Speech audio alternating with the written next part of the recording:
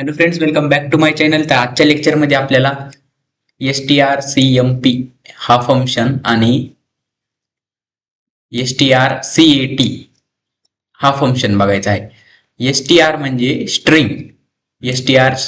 String आणि cmp म्हणजे compare. str म्हणजे स्ट्रिंग आणि cat म्हणजे स्ट्रिंग कॉनकॅट. cat म्हणजे concat, string concat. String concat म्हणजे काय? दोन स्ट्रिंगला आपसमध्ये जोडणे, मर्ज करणे. स्ट्रिंग कॉनकॅट म्हणजे दोन स्ट्रिंगला आपसमध्ये जोडणे. त्याचे फुल फॉर्म मी तुम्हाला सांगितले. आता तुम्ही काय करा, आता तुम्ही थिअरी त्याची पाहून घ्या. थिअरी मध्ये काय सांगते बघा. हे स्टार सीपीवाय बघितला, त्याच्या आधी आपण स्टार लेन सुद्धा बघितला. टोटल 4 फंक्शन्स आहेत ह्या string.h हेडर फाईलचे. या string.h हेडर फाईलचे 4 फंक्शन्स आहेत. एक्झाम मध्ये तुम्हाला विचारू शकतात. तर star cmp, this function compare two strings with each other. दोन स्ट्रिंग, एक स्ट्रिंग असन आणि ही एक स्ट्रिंग असन, त्यांना कंपेअर करणार एक दुसऱ्यापासून. जर ती इक्वल असेल तर इक्वल असा स्ट्रिंग इक्वल असा आउटपुटला मेसेज पाठवून, आणि ती जर इक्वल नसेल तर स्ट्रिंग इज नॉट इक्वल असा आउटपुटला मेसेज पाठवेल. तर यासाठी आपल्याला फॉर लूपची वापर करा. फॉर नाही, इफ एल्स डिसिजन मेकिंग स्टेटमेंटचा वापर करावा लागेल. कारण एकतर आपल्याला एकतर उत्तर पाहिजे स्ट्रिंग इज इक्वल, किंवा एकतर उत्तर पाहिजे स्ट्रिंग इज नॉट इक्वल. म्हणजे दोन कंडिशन व्हायला. जिथं कंडिशन असते तिथं आपल्याला इफ एल्स हे डिसिजन मेकिंग स्टेटमेंट्स लावावे लागतील. सिंटॅक्स बघून घ्या. असं वापरायचं strcmp. पहिली स्ट्रिंग इथं द्यायची, दुसरी स्ट्रिंग इथं द्यायची, स्ट्रिंग व्हेरिएबल. आता in above example string 1 compare with string 2, म्हणजे ही स्ट्रिंग 1, जी स्ट्रिंग 1 आहे का ती कंपेअर होती या स्ट्रिंग 2 सोबत. स्ट्रिंग 1 मध्ये जी स्ट्रिंग तुम्ही टाकली, म्हणजे जे काय वर्ड तुम्ही टाकला, जे काही सेंटेन्स तुम्ही टाकलं, ते यासोबत या स्ट्रिंग 2 मधल्या जे सेंटेन्स आहे, जे वर्ड आहे, त्याच्यासोबत कंपेअर होत आहे. दिस फंक्शन रिटर्न्स 3 डिफरंट व्हॅल्यू. हे फंक्शन काय रिटर्न करते? तीन व्हॅल्यू डिफरंट व्हॅल्यू रिटर्न करते. Star len function strlen star len function काय रिटर्न करते? strlen हे फंक्शन काय रिटर्न करीत होतं? साईज रिटर्न करीत होतं. कशाची साईज? स्ट्रिंगची साईज रिटर्न करीत होतं. एखाद्या स्ट्रिंगची साईज रिटर्न करीत होतं हा फंक्शन. तसं हा फंक्शन काय रिटर्न करीत आहे? काय रिटर्न करीत आहे? तीन डिफरंट कंडिशन्स रिटर्न करीत आहे. जर स्ट्रिंग 1 ही स्ट्रिंग 1 जर यापेक्षा मोठी असली, स्ट्रिंग 1 जर यापेक्षा छोटी असली, तर तो काय रिटर्न करणार? व्हॅल्यू इज लेस दॅन 0 असं ही रिटर्न करणार. जर स्ट्रिंग यापेक्षा ग्रेटर असली, स्ट्रिंग 1 यापेक्षा ग्रेटर असली, तर काय रिटर्न करणार? Value is greater than 0. आणि जर स्ट्रिंग इक्वल टू असली, ही स्ट्रिंग str1 आणि str2 या दोघांवरची स्ट्रिंग जर इक्वल असली, तर तो काय रिटर्न करणार? 0 ही व्हॅल्यू रिटर्न करणार. 0 रिटर्न करणार. काय व्हॅल्यू रिटर्न करणार? 0 रिटर्न करणार. तिन्ही कंडिशन्स मी तुम्हाला सांगितल्या. आता पाहून घ्या एक्झाम्पल मध्ये. पहा, मी इथं काय टाकले? कम्प्युटर टाकले. तसंच str या कॅरेक्टर नावाच्या str नावाच्या ॲरे वरती 10 साईज आहे, त्याच्या तिथं मी काय टाकले? कम्प्युटर. आणि इथं सुद्धा काय टाकले? str2 वरती, या व्हेरिएबल 2 वरती कम्प्युटरच टाकले. म्हणजे काय झालं? दोन्ही स्ट्रिंग्स ह्या इक्वल आहेत. मग हे फंक्शन वापरल्यानंतर या n वरती कोणती व्हॅल्यू स्टोअर होईल? जेव्हा ही दोन चेक होणार, हे दोन जर इक्वल असेल तर कोणती व्हॅल्यू रिटर्न करणार? 0. मग 0 व्हॅल्यू ही n वरती स्टोअर होणार, या n नावाच्या व्हेरिएबल वरती. असं इथं दाखवण्याचा प्रयत्न केलेला आहे एक्झाम्पल मध्ये. In above example n will be 0 because both string are same. n 0 राहीन, n ची व्हॅल्यू काय राहीन? 0 राहीन, कारण की दोन्ही स्ट्रिंग हा सेम आहेत, इक्वल आहेत. यावरचे प्रोग्राम सुद्धा आपण घेणार आहोत. पण यावरचा प्रोग्राम घ्या हो का, इफ एल्स वापरायचा आहे आपल्याला. जर ती 0 असेल, एन जर 0 असेल तर स्ट्रिंग आर इक्वल, हे तुम्ही मानतात का? जर यांनी जर 0 रिटर्न केला तर स्ट्रिंग हा काय आहेत, इक्वल आहेत. मग आपल्याला आउटपुट स्क्रीनला स्ट्रिंग्स आर इक्वल. आणि एन जर 0 नसेल, दुसरं काहीतरी असेल तर string are not equal. Simple. एल्समध्ये string are not equal, string are not equal हे प्रोग्राम आपल्याला घ्यायचा आहे. तर आपण आधी काय करू, सगळी थिअरी आपण या पेजवरची पार करून नंतर आपण प्रोग्राम दोन्ही संगच घेऊ. आता स्टार कॅट म्हणजे स्ट्रिंग कॉन्कॅटिनेशन. STR म्हणजे स्ट्रिंग आणि CAT म्हणजे कॉन्कॅटिनेशन. हा फंक्शन काय काम करतो, दोन स्ट्रिंगला कॉन्कॅट करायचं काम करतो. कॉन्कॅट करणे म्हणजे काय पहा मित्रांनो, इथं काय दिले PG आणि इथं काय दिले टेक. PG एका स्ट्रिंग मध्ये टाकले, या स्ट्रिंग नावाच्या ॲरेवरती टाकले. आणि टेक कुठे टाकले, TECH टेक. टेक कुठे टाकले, या स्ट्रिंग 2 नावाच्या ह्याच्यामध्ये टाकले. पण मित्रांनो, हे कॉन्कॅट फंक्शन काय करतो, या स्ट्रिंग 1 आणि स्ट्रिंग 2 स्ट्रिंग 1 आणि स्ट्रिंग 2 ला काय करतो, जोडतो. म्हणजे याला ह्याच्यासोबत जोडून टाकतो. म्हणजे टोटल जोडल्यानंतर काय होईल, कॉन्कॅट करणे म्हणजे जोडणे. जोडल्यानंतर PGTECH असा पूर्ण एक वर्ड बनवून जाईल. PG टेक असा पूर्ण एक वर्ड बनवून जाईल. पहा इथं पूर्ण एक वर्ड बनवून जाईल. Above example, string 1 will concat PG tech string. Concat होणार, दोन्हीचं मिलन होणार, दोन्ही जोडून जातील. This function take 2 argument. Argument म्हणजे काय राहते मित्रांनो, हो का, फंक्शन मध्ये देणाऱ्या गोष्टीला आर्ग्युमेंट म्हणतात. हे काय झाले, हे दोन जे व्हेरिएबल दिले त्यांना काय म्हणतात, आर्ग्युमेंट म्हणतात. सिम्पली तुम्हाला प्रोग्रामिंग मध्ये आर्ग्युमेंटचा अर्थ समजवायचा सांगायचं म्हणलं तर प्रिंटएफ, PRINT प्रिंटएफ फंक्शन वापरतो तुम्ही. त्यामध्ये जी काही स्ट्रिंग तुम्ही देतो त्याला आर्ग्युमेंट म्हणतात. जी काही स्ट्रिंग, जी काय व्हेरिएबल, जी काय वर्ड तुम्ही देतात त्याला आर्ग्युमेंट म्हणतात. आणि या दोन फंक्शनच्या मध्ये वापरलेलं ह्या असं हे इथं एक आणि इथं एक, ह्या दोन ब्रॅकेटच्या मध्ये जे काही असतं त्याला आर्ग्युमेंट म्हणतात. जे दोन ब्रॅकेटच्या मध्ये जे काय असेल त्याला आर्ग्युमेंट म्हणतात. मग इथं फंक्शन मध्ये काही का असणं, या दोन ब्रॅकेटच्या मध्ये जे काय असेल त्याला आर्ग्युमेंट म्हणतात. हे लक्षात ठेवा मित्रांनो, हे महत्वाचं आहे. मी जे महत्वाचं आहे म्हणतोय ते महत्वाचंच निघतंय मित्रांनो, तुम्ही ते लक्षात ठेवतच जा. This will add to string. ही स्ट्रिंग ह्याच्यासोबत ऍड होणार, म्हणजे टोटल शब्द काय बनणार, दोन्ही जोडल्यानंतर शब्द PG टेक असा बनणार. तुम्ही काही पण नाव टाकू शकता, तुमच्या नावाचे पहिले 3 डिजिट आणि बाकीचे सगळे डिजिट ह्याच्यात टाकून द्या. दोन्ही जोडल्यानंतर हे फंक्शन वापरल्यानंतर तुम्हाला तुमचं पूर्ण नाव असं सलग भेटून जाईल. तर यावरचा प्रोग्राम सुद्धा घेणार आहोत. हा प्रोग्राम सुद्धा आपण घेणार आहोत. आउटपुटमध्ये काय येईल, PG tech academy, PG tech येईल, एवढंच PG टेक. याचं आउटपुट सुद्धा केलंय आणि हा त्याचा प्रोग्राम. आय होप की तुम्हाला सर्व आपलं हे सांगायचे 2 फंक्शन्स माझे समजले असतील. 4ही फंक्शन्स तुमचे आता झालेले आहेत, फक्त प्रोग्राम राहिलेत. ते प्रोग्राम आपण घेऊया. पण आधी बघूया आपला सिलेबस कुठपर्यंत किती झालेला आहे, कुठपर्यंत किती झालेला आहे. मित्रांनो, जर तुम्हाला हे नोट्स पाहायचे असतील तर आपल्या डिस्क्रिप्शनमध्ये मी लिंक दिलेली आहे, ते व्हॉट्सअप चॅनलवरती जॉईंट व्हा. त्याच्यावर मी हे नोट्स शेअर करणार आहे लिंक फॉर्मॅटमध्ये. हे पूर्ण ॲरेचे नोट्स आहेत. ॲरेचे सगळे नोट्स मी तुम्हाला लिंक फॉर्मॅटमध्ये शेअर करणार आहे. पहा, पहिल्यांदा काय घेतलं आपण, कॅरेक्टरिस्टिक्स ऑफ ॲरे घेतलं, 1 dimensional 2 dimensional concept of array सगळं घेतलं. डिक्लेरेशन आणि इनिशियलायझेशन घेतलं आपण ॲरेचं. ऑपरेशन्स ऑन ॲरे आपण घेतली. कॅरेक्टरिस्टिक्स पाहिले आपण ॲरेच्या. स्ट्रिंग इनपुट आउटपुट, स्ट्रिंगचे इनपुट आउटपुट पाहिले, स्ट्रिंगचे फंक्शन्स पाहिले, स्ट्रिंगचे ऑपरेशन्स पाहिले. स्ट्रिंगचे ऑपरेशन्स म्हणजे स्ट्रिंगचे फंक्शन्स. कळलं का मित्रांनो.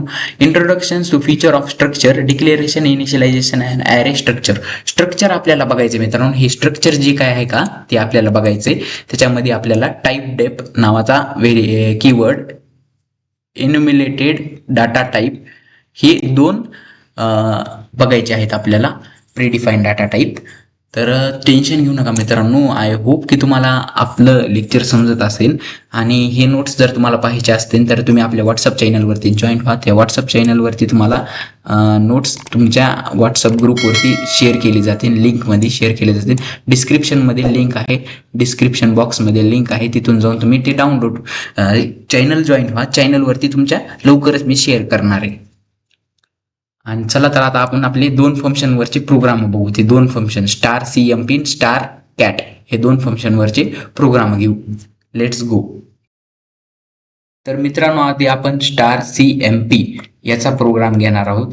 स्टार CMP चा प्रोग्राम, स्टार CMP काय करणार, 2 स्ट्रिंगला कम्पेअर करणार. त्यासाठी आपल्याला आधी हॅश इन्क्लूड करून हे करून घ्यावं लागेल, हेडर फाईल्स इन्क्लूड करून घ्यावं लागेल. कोणती stdio.h आणि कोणती stdio.h आणि string.h या दोन हेडर फाईल्स आपल्याला इन्क्लूड करून घ्यावं लागतात. string.h ह्याच्या जागी string.h टाक. string.h हे दोन हेडर फाईल्स इन्क्लूड करून घेतल्या. string.h common header file include करून घेतली कारण की आपल्याला cmp स्ट्रिंग कॅम्प फंक्शन वापरायचं आहे, स्ट्रिंग कंपॅरिझन फंक्शन वापरायचं आहे. cmp चा फुल फॉर्म मी तुम्हाला सांगितलेला आहे, स्ट्रिंग कंपॅरिझन. आता इंट मेन हा फंक्शन वापरून प्रोग्रामला सुरुवात करून द्यायची. दोन कर्ली ब्रेसेस घ्या, त्याच्यामध्ये तुमचा प्रोग्राम लिहा. आता इथं रिटर्न 0 लिहा आधी. रिटर्न 0 का म्हणून लिहितो आपण? रिटर्न 0 ह्याच्यासाठी लिहितो की लास्टला आपल्याकडे कोणती ना कोणती व्हॅल्यू यायला पाहिजे म्हणून. तर आता काय करूया, प्रोग्राम लिहितो मी.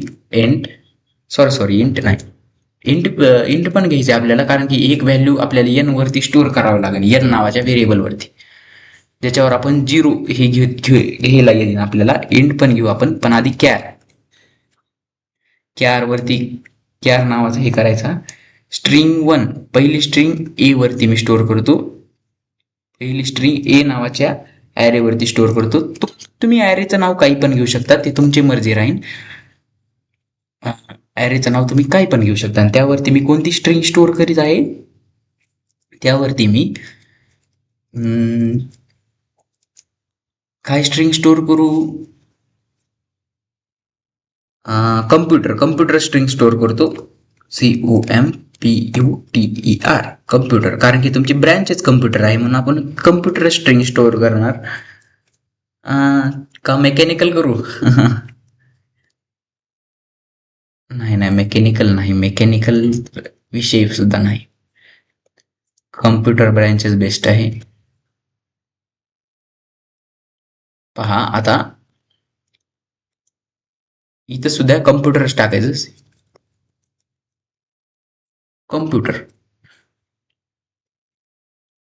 दोन स्ट्रिंग बनविल्या मी, ए नावाच्या ॲरेवरती कम्प्युटर टाकलं आणि बी नावाच्या ॲरेवरती सुद्धा कम्प्युटर टाकलं. दोन्ही स्ट्रिंग इक्वल आहेत का नाही हे चेक करायचं आपल्याला. त्यासाठी एक व्हेरिएबल घेऊन त्याच्यावरती एक व्हॅल्यू एन नावाच्या ह्याच्यावर व्हॅल्यू घेऊन टाकायची. व्हॅल्यू कोण एंटर करणार? आपला स्टार कॅम्प नावाचा फंक्शन. एन वरती व्हॅल्यू कोण एंटर करणार? N equal to strc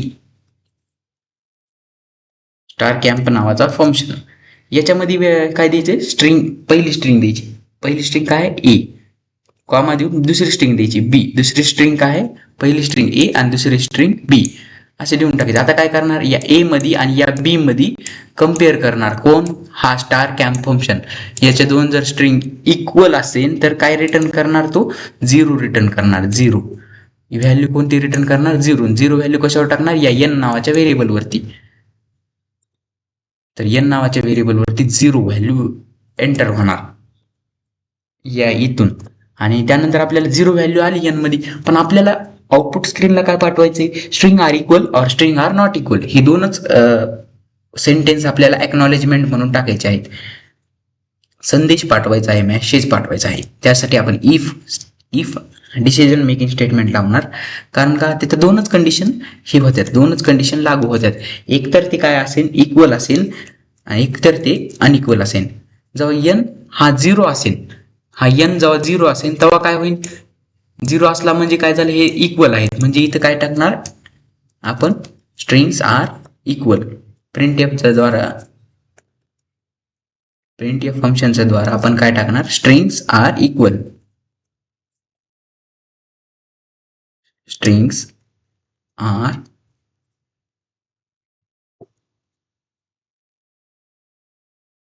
R equal असा आउटपुट स्क्रीनला मेसेज टाकणार. आणि एल्स मध्ये काय टाकणार आपण? एल्स मध्ये काय टाकणार?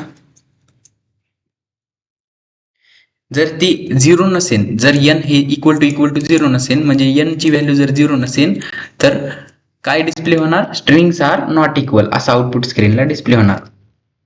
printf strings are not equal.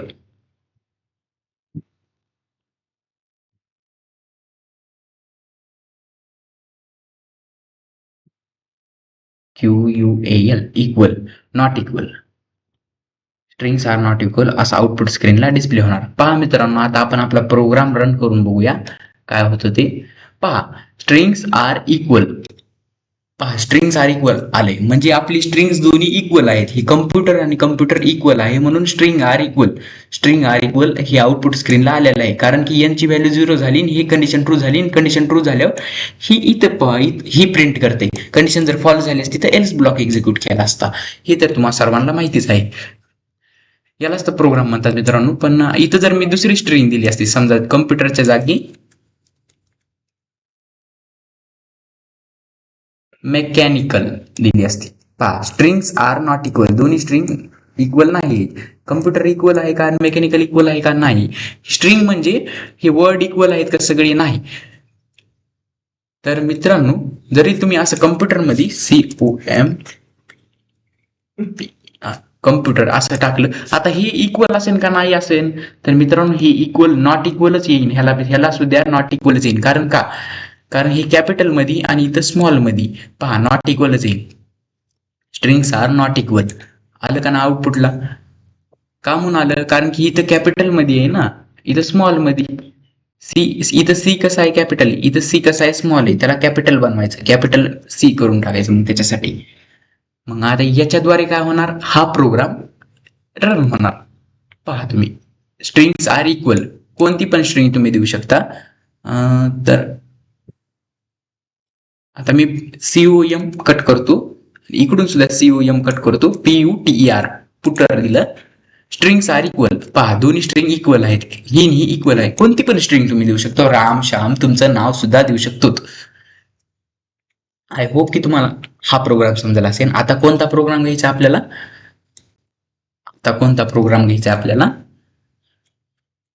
आता आपण प्रोग्राम घेणार आहोत स्ट्रिंग कॉन्कॅटिनेशनचा. स्ट्रिंग कॉन्कॅटिनेशन म्हणजे काय मला समजलं का? स्ट्रिंग कॉन्कॅटिनेशनचा फंक्शन काय? STRC.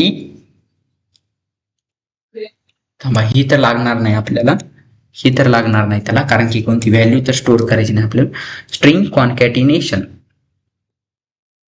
इथं काय टाकू? COM टाकू. आणि इथं प्युटर म्हणजे दोन्ही स्ट्रिंग जर कॉन्कॅट झाले तर काय येईल? कम्प्युटर असं आउटपुटला येऊन जाईल. पहा आता इथं STR स्टार कॅट नावाचा फंक्शन लावायचा आणि दोन्ही स्ट्रिंग टाकून द्यायच्या. कोणती? A, B असे स्ट्रिंग टाकून द्यायच्या. क्लोज करून टाकायचं. दोन्ही स्ट्रिंग कॉन्कॅट झाल्यावर प्रिंट कशा करायच्या? दोन्ही स्ट्रिंग प्रिंट कशा करायच्या? कॉन्कॅट झाल्यावर अँसर काय येईल मला सांगा. अँसर कशा स्टोअर होईल? ही एक स्ट्रिंग आहे आणि ही एक स्ट्रिंग आहे. जेव्हा दोन्ही स्ट्रिंग कॉन्कॅट होऊन अँसर कशात स्टोअर होतो? या A मध्ये स्टोअर होतो. म्हणजे दोन्ही स्ट्रिंग कॉन्कॅट झाली, ही स्ट्रिंग आणि ही स्ट्रिंग कॉन्कॅट झाली आणि अँसर कशात स्टोअर झालं? याच्यावरती, A वरती स्टोअर झालं. मग डिस्प्ले कोणाला करणार आपण? printf फंक्शन वापरून डिस्प्ले कोणाला करणार आपण? आधी म्हणणार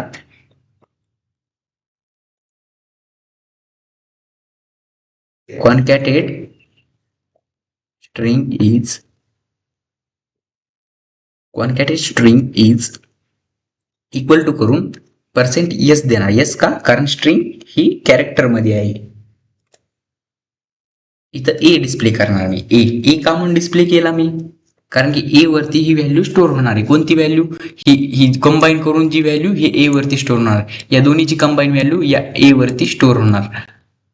आता आउटपुटला काय येईल आपल्याला? कम्प्युटर असं आउटपुटला येऊन जाईल. पहा कम्प्युटर असं आउटपुटला आलं का? कॉन्कॅटेड स्ट्रिंग इज कम्प्युटर. मी तर यावरती कोणती स्ट्रिंग टाकली होती? COMच टाकलं होतं. हे प्युटर कसं आलं? या फंक्शनचा वापर करून आलं. या दोन्हीचं कॉन्कॅटिनेशन होणार आणि स्ट्रिंग व्हॅल्यू A वरती स्टोअर होणार. या B वरती स्टोअर होणार का? नाही. तर B वरती मी डिस्प्ले केला. B जर डिस्प्ले केला तर मला काहीतरी दुसरंच येऊन जाईल. पहा प्युटरच येऊन जाईल नुसतं. पण मला काय पाहिजे? कम्प्युटर. मग त्यासाठी मी A इथं टाकणार. A टाकला की मग काय झालं? कम्प्युटर असं आउटपुटला येऊन जाईल. आता तिथं एक त्याच्यामध्ये काय दिलंय मी एक्झाम्पल मध्ये PG टाकलं इथं आणि टेक खाली टाकले PG आणि PG टेक असं टाकले पहा. PG टेक आलं का, जोडून आलं का. दोन स्ट्रिंगला जोडणे म्हणजे त्याला कॉन्कॅटिनेशन म्हणतात. आय होप की तुम्हाला आजचा प्रोग्राम समजला असेल आणि आपलं लेक्चर हे आवडलं असेल. जर आवडला असेल तर चॅनलला लाईक करा, शेअर करा, सबस्क्राईब करा आणि जास्तीत जास्त मित्रांनो मैत्रिणींपर्यंत आपले हे फ्री लेक्चर्स पोहोचवा. आपण अत्यंत फ्रीमध्ये नोट्स आणि फ्रीमध्ये लेक्चर्स देतो यूट्यूबवरती. तर जर तुम्हाला ह्याचे नोट्स पाहिजे असतील तर डिस्क्रिप्शनमध्ये लिंक आहे त्याचे ती लिंकद्वारे व्हॉट्सअप चॅनलवरती जॉईन व्हा आणि तिथं जॉईन झाल्यानंतर तुम्ही काय करा, एक